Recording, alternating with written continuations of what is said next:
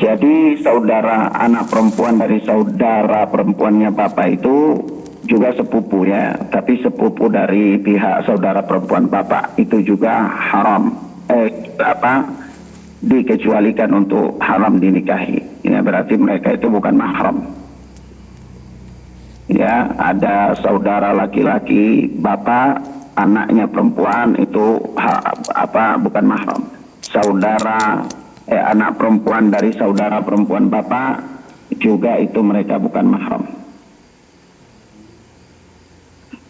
Wabanatil akhwal, dan anak perempuan dari saudara laki-laki ibu, sepupu. Ini sepupu dari jalur ibu. Anak perempuan dari saudara laki-laki ibu itu bukan mahram, dia dikecualikan untuk dinikahi, jadi boleh. Wabanatil khalat, dan yang berikut adalah anak-anak perempuan dari saudara-saudara perempuan ibu, juga sepupu dari jalur ibu. Nah, jadi keterangan Syekh Abdurrahman Al-Sa'di rahimahullah ini menerangkan kepada kita bahwa hubungan nasab, kekerabatan karena nasab itu ada yang haram untuk dinikahi, ada yang boleh untuk dinikahi. Nah, yang umumnya kerabat itu semua haram untuk dinikahi kecuali itu sepupu, baik dari pihak bapak maupun sepupu dari pihak ibu, sebagaimana dijelaskan oleh beliau tadi.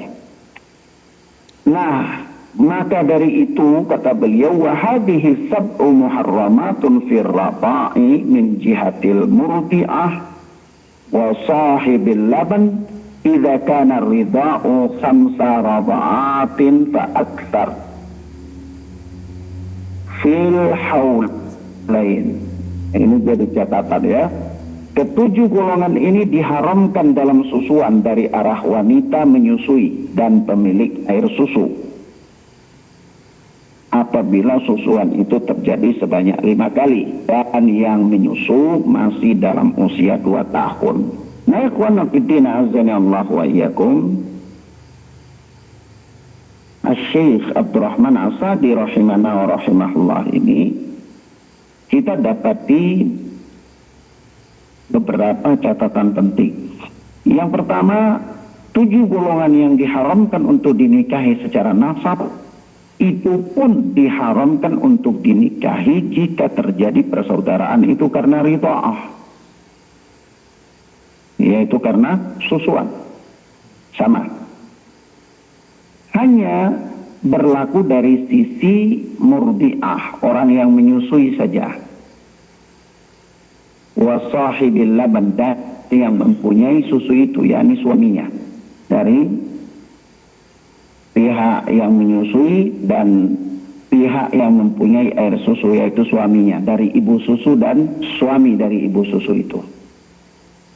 Maka anak susu ini, anak yang menyusui di seorang wanita ini, itu berlaku kepada dia hubungan kekerabatan sebagaimana hubungan kekerabatan karena nasab tadi di atas. Nah, baik dari jalur ibu susunya maupun dari jalur bapak susunya, itu hubungan dia saja yang menyusui dengan jalur keluarga sang ibu yang menyusu dan jalur sang bapak dari ibu yang menyusui, sang suami dari ibu yang menyusui, karena suami itu sang pemilik air susu. Nah,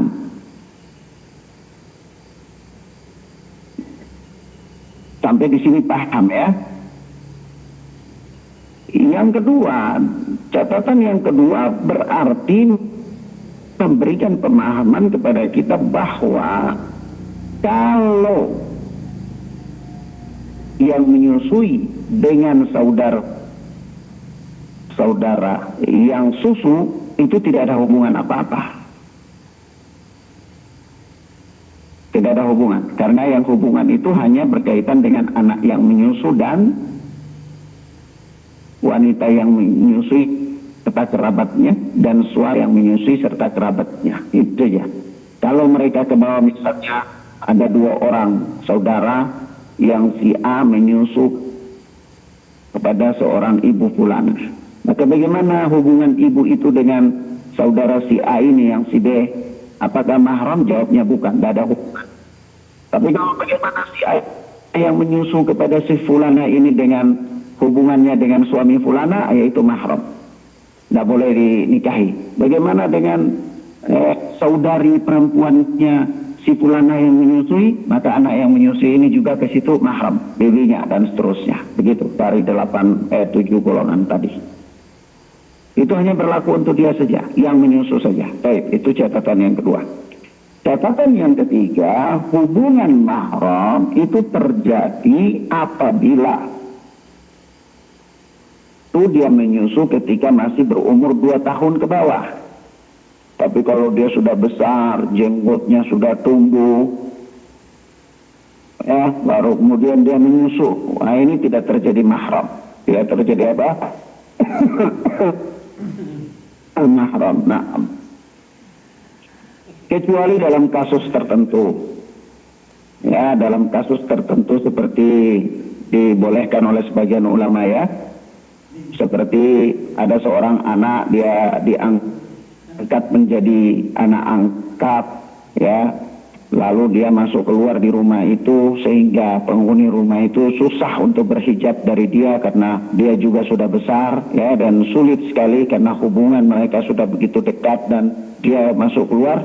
Maka boleh bagi penghuni rumah itu, sang wanita untuk memeras susunya, berikan dia minum, berikan anak itu minum supaya jadi mahram sesuatu. Itu kasus tertentu itu saja boleh, meskipun sebagian ulama juga tidak membolehkan karena yang terjadi kepada para sahabat itu mereka katakan itu kekhususan, tak terjadi kepada orang lain. Namun pendapat yang anak anggap kuat adalah kalau kondisinya sama maka berlaku hukum. Nah, baik, jadi kalau anak yang umurnya masih 2 tahun ke bawah, dia menyusui pada seorang wanita hanya 1 kali sedot atau 2 kali sedot, nah itu tidak teranggap. Catatan yang berikut, ya. Maka yang teranggap itu apabila dia menyusu itu 5 kali. Karena dengan menyusu 5 kali sedot, nah itu artinya susuan itu mengenyangkan dia dan menjadi daging dan tulang bagi dia. Nah, sehingga dari situlah syariat menetapkan adanya hubungan mahram karena menyusui tersebut. Nah, demikian akhwana fiddin azanillahu wa iyyakum. Berkaitan dengan apa? Hadis mulia ini, yaitu hadis yang berkaitan dengan ar-ridha'ah. Naam. Wallahu ta'ala a'lam bis-shawab. Ilahuna ya ikhwana fiddin azanillahu wa iyyakum. Malam ini kita bisa menjelaskan. Barangkali ada yang mau ditanyakan sebelum kita tutup, boleh dibacakan saja, tidak apa-apa pertanyaannya kalau ada. Silakan Iwan kalau ada yang mau bertanya. Masih ya bingung-bingung tadi. Ada.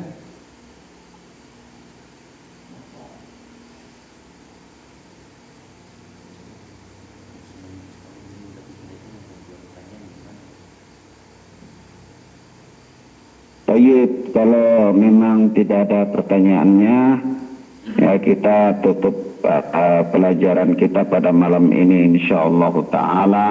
Kita lanjutkan pada pertemuan berikutnya biidznillah ta'ala. Wassallallahu ala nabina Muhammad wa ala alihi wa sahbihi wasallam.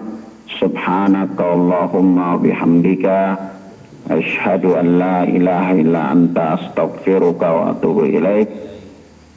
Wassalamualaikum warahmatullahi wabarakatuh.